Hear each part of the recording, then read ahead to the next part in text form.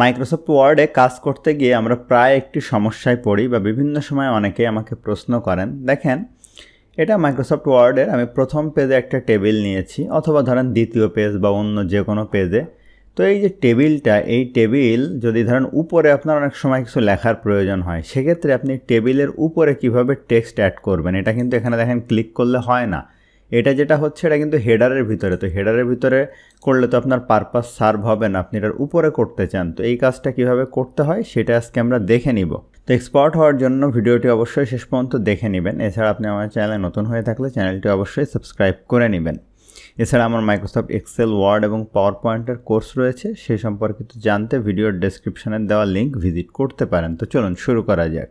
তো দেখেন, যদি প্রথম পেজ হয় একদম, তাহলে একটা উপায় আছে। দেখেন, আমার তো এই যে টেবিলের দেখেন প্রথম যে লেফট সেলটা আছে, অর্থাৎ সবার উপরে বাম পাশে যে সেল আছে, এটার বামে এখানে আমি ক্লিক করব। ক্লিক করে সিম্পলি কিবোর্ডের ইন্টার বাটন প্রেস করব, তাহলেই দেখেন উপরে এখানে লেখার জায়গা কিন্তু চলে আসছে।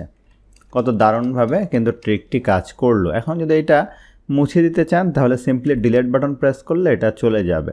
এখন অন্য যদি কোনো পেজে থাকে, প্রথম পেজ বাদে, দেখেন এখানে যদি আমি ইন্টার বাটন প্রেস করি, দেখেন এটা কিন্তু টেক্সট অ্যাড করার জায়গা আসছে না, বরং এটা লাইন নতুন করে ক্রিয়েট হচ্ছে।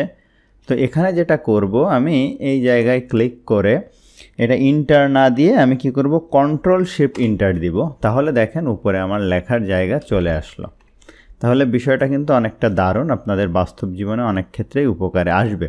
তো ভিডিওটি ভালো লাগলে অবশ্যই লাইক করবেন, কেমন লাগলো কমেন্ট করবেন, আপনার বন্ধুদের সাথে শেয়ার করতে ভুলবেন না।